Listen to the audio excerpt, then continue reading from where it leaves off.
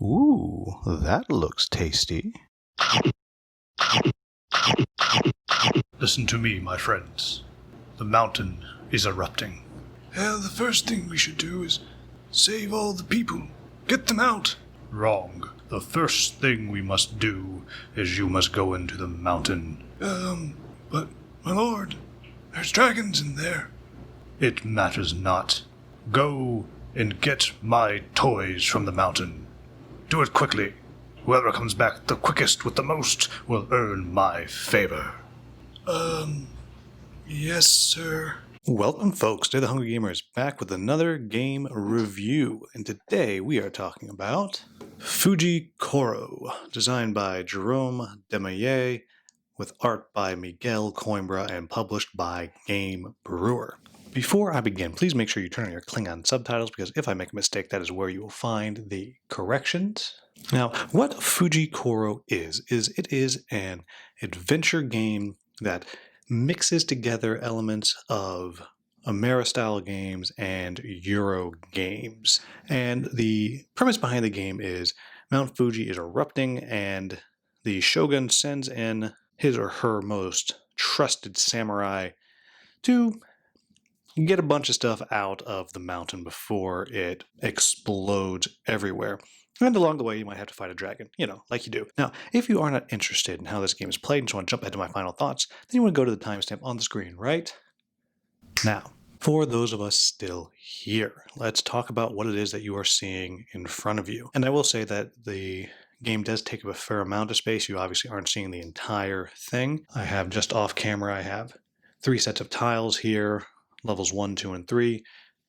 Just over there, there is another one of these temples. In each of these temples, there are magical blueprints. And there are 2 different ones in each temple because I had this game ostensibly set up for 2 players, as you can see them right there. Also off camera, there are these magical scrolls that you can get as you go through the game, and those are set out so you can see what's there.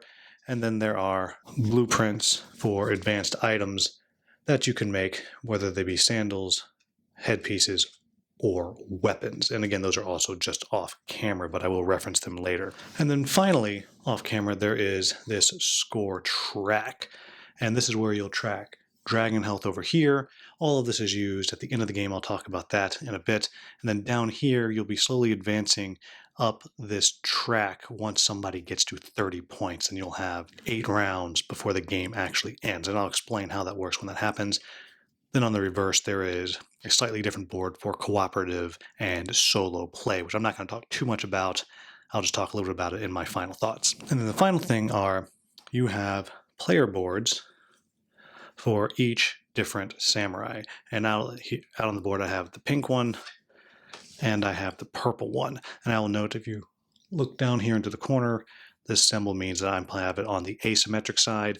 If you want, on the other side, the boards are exactly the same if you just want to have nothing different except for the color of your pawns. Now, the way the game is going to work is you will get to go through your turn doing a variety of actions. Each round you will do 2 actions, and then the next player will do their 2 actions. And there are a total of 3 different actions that you can actually do. And I'll show you on the player board how that works in a second. But the first thing that you can do is you can do an explore, which means you simply pick one of the tiles, whether it be a level 1, a level 2, or a level 3.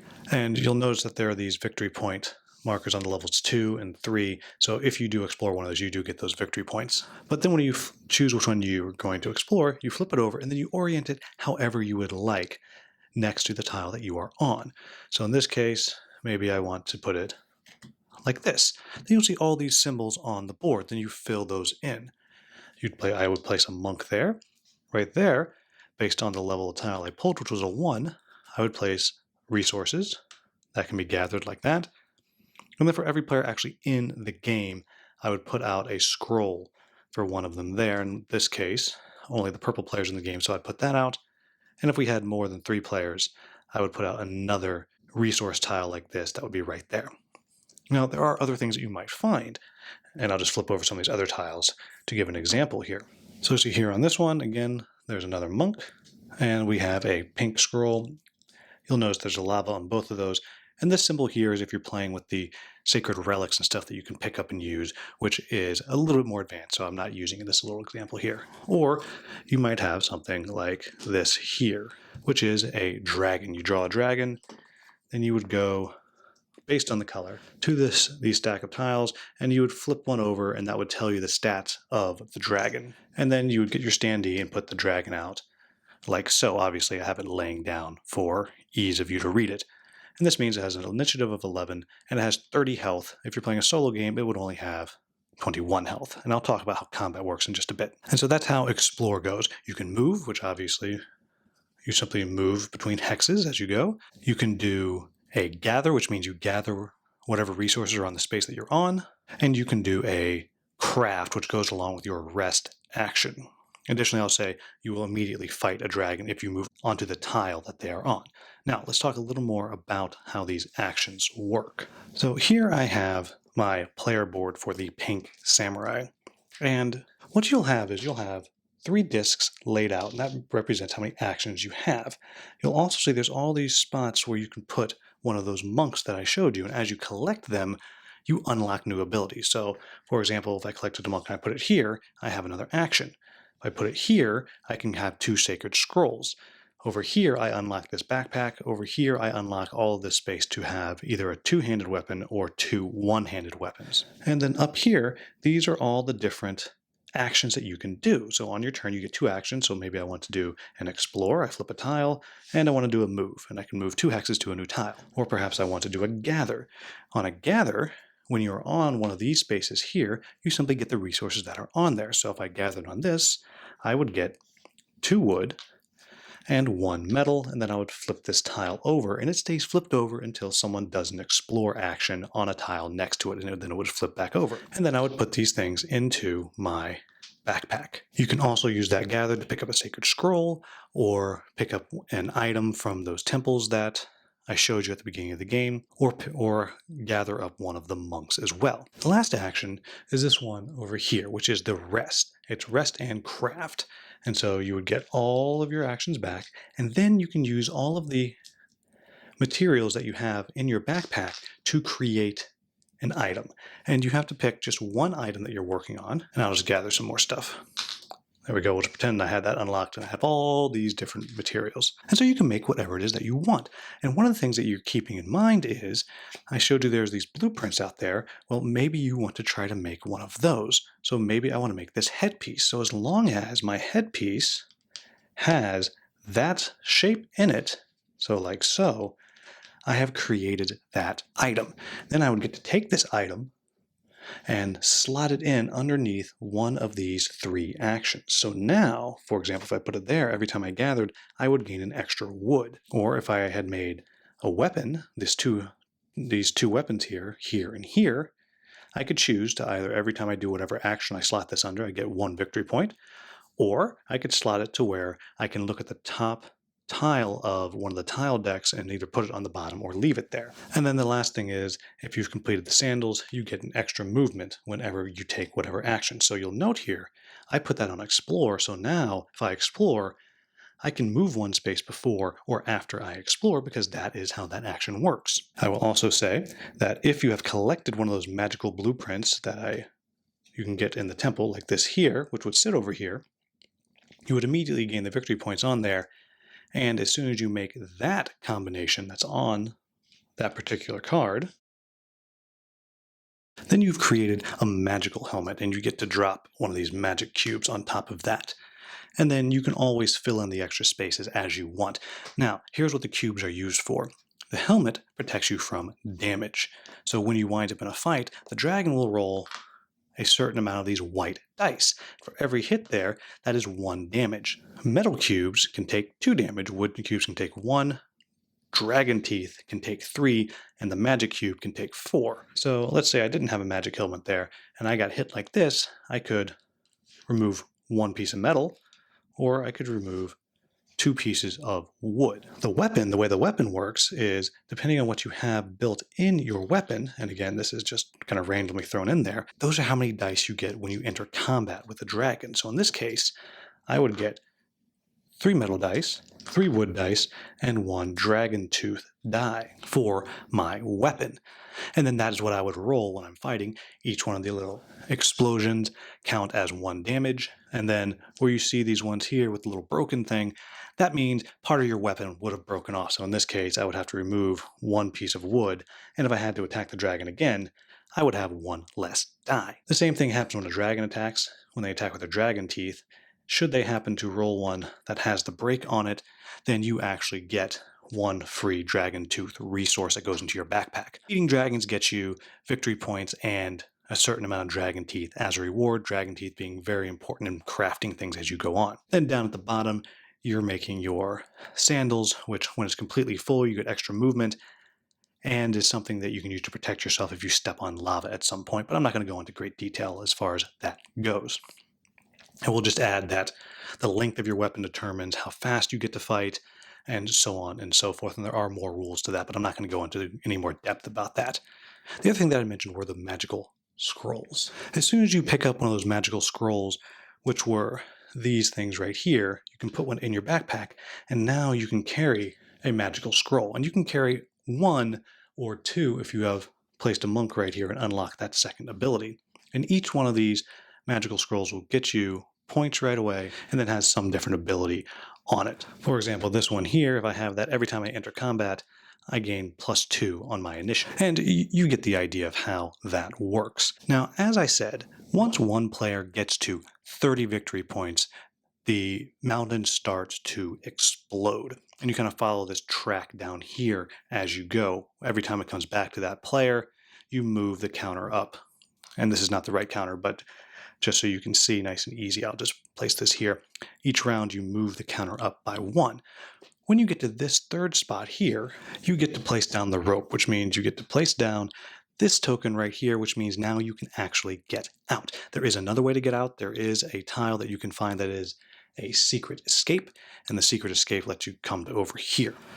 The other thing worth noting is down here you see that there are these numbers 1, 2, 3, 4, and 5. As you play through and as the counter gets up there, lava starts to rise. So for example, when you get to the number 3, every tile that has this 3 on it, you will cover over with a lava. And so you are eventually having fewer and fewer spaces that you can actually go. So I'll note if this one here was attached and we got to the 3, then we would have also lost this space right here. Now, the other thing that you have to keep track of is not only do you have to get out, but you have to get out and start turning in the things that you have collected for points. Once you've gotten out, you can turn 1 thing in every round. So if I was already out and I had a magical helmet, well, I could just turn that in right away and I got 10 points. The next person is only going to get 8 points and then down to 3 at the end. And I will say if you run out of time, the game ends, you can still turn your stuff in, but you get the minimal possible points. Here you get points for dragon teeth. Here it's for monks. The other 2 magical items that you can craft, you get those there and you're turning those in. Once you've gotten all the way to the end, you simply see who has the most points and they are the person who wins the game. I'll say very quickly that in the solo and co-op mode, what you are doing is you have to defeat the epic dragon and you have to collect a certain number of magical blueprints before your time runs out, and you have a different amount of turns to take, plus your final 8, depending on how many players you are playing with. So, what do I like about this game? The first thing that I'll say is I like this breakdown of the 2 phases of the game. I actually really like how you have that balance between, do I want to stay in the game, stay down there, try to get a few more things that'll get me some points, maybe take out another dragon, or do I just want to get out and turn in what I have for maximum point value? And so there's kind of a little balancing game there, and I really do enjoy that part of it. I like the added time aspect to it, and I really like that you have to make that choice. It's a little bit of a push your luck. I also really enjoy how the combat works. To me, there is something just delightful about making a weapon that is really long or whatever, so you can go first, and then you're collecting all of these dice and you're rolling all of these dice, and as you do that, oh, look at all the damage, but oh no, I broke things off of my weapon, and if I don't kill the dragon fast enough, I might break my weapon and then have nothing. And it's very satisfying as you're building up these things in here, knowing that they're going to get better the more stuff you put on it, and collecting more things, and that's driving you to go out and grab other stuff. It is good fun the way that works. I also like that there is, as far as these 3 actions, they're very clean, they're very simple, and I love the way you buff up your actions and you have that choice of, I've made these sandals, now I can give myself an extra movement. Do I just want to give myself a movement, extra movement every time I move? Do I want to allow myself to move before or after I gather, or whatever it may be? And I really like how that simple choice makes the game feel different every time that you play. So I like games that you have to pull your stuff back. I think it's a nice touch. It feels thematic, and in this case, it does too, where you have to rest for a moment to get your actions back. But it's not wasted. It's not a wasted action, because now you get to take the stuff that you've gathered and create your gear. And so I just like that touch to the game. I also like the asymmetric sides of the player boards. They're all very different. This one here happens to get immediately is unlocked the two-handed weapon and can put more cubes in on the two-handed weapon. Yet that's all they can use is a two-handed weapon. There are some of the samurai that are able to, if they have a wooden weapon, can lose one piece of wood and just kind of pole vault over lava. There's one that has to use 2 different weapons. That's all they can do, but they get other bonuses. There's one that gets to do a craft every time it takes an action. And again, none of those characters are hard to play and figure out, but it's just asymmetric enough that makes the game that much more interesting. And so I really do appreciate that. And then the last thing I'll say is, when you have the game all set up and all these tiles are out here and they're all kind of interlocking and connected together, it really does look good on the table. It's a very attractive game, and this is not even the deluxe version. The deluxe version has minis and neoprene mats and all kinds of things, and it really does look good on the board, and it's very attractive. I enjoy putting these tiles out and moving them into the way that best fits me and might be less advantageous for you. All of that, just great. And then the final thing I'll say is, I like the different modes of the game. I enjoy the solo mode. I think the co-op mode is interesting and fun, but I particularly enjoy that in the competitive mode, it's specifically set up for how mean do you want to be. You can play with player versus player, and where you can actually fight each other, or you can just play where you can't do that and you're just kind of competing for points. But it isn't multiplayer solitaire, because some of those dragons, as they get bigger and bigger, are really hard to take out. And the game is set up to where, if you're close and someone's fighting a dragon, you can always help out if you want to. And if you do, you get the rewards too. So it's not any kind of balancing of, oh, well, if you give me this much stuff, I'll do it. No, it's not like that. There is the player interaction, but it's only in a positive light, and I enjoy that. What are my quibbles about the game? Now, I just said how I like putting these tiles out, and I do. However, the problem is these edges of the tiles. When you're first starting, they're pretty easy to put together, but as you start to fill up this board, it gets harder and harder to get them in there. And when you get around to the border, sometimes it's really hard to get them to connect. It's just overly fiddly. It looks good, it's neat, but they can be kind of a pain to get to stick together, and it can be a little bit frustrating with the base game and the frame that there is there. I think with the deluxe version, you don't have that issue. And the next thing that I will say is, it can feel, even though, again, I've already praised it, it can feel a little fiddly dealing with the cubes and getting the cubes out there and getting them to stay just in their spots on the boards. And of course, if you tap the board, everything suddenly is going to move. Now, again, I know the deluxe version has double layered boards, but that's not what I have. So again, it can be frustrating with all of those different cubes and stuff out there that can just kind of get everywhere. However, the main quibble that I have with this game is really about what kind of games do you like? Because I mentioned at the beginning, this game to me is a mashup of a Euro game. You have your resource gathering and very and you're turning in lots of stuff for points at the end, but then you're mixing it with your Amera style game with all of these dice, and there's so many dice that you get to roll, which I love. But here's the thing: if you don't like Amera style adventure games and Euro games and like light versions of both of those, you're not going to be all about this game. Because that's what this is. This is a light Euro, light adventure game mashed up together. And if you like both of those things, you will enjoy this game. If you don't like both of those things, then this might not be the game for you. And so there you have it, folks. That is Fuji Koro. To me, I like this game, but I like Amera style adventure games. I love rolling dice. I like Euro games. I really enjoy turning this stuff in for points and turning this resource into that and gather. I enjoy doing all that. So for me, this game hits on a lot of cylinders. I'll also say I appreciate that my wife enjoys it too, so that's a double win. And so if you like both of those genres, then you will enjoy this game, I think.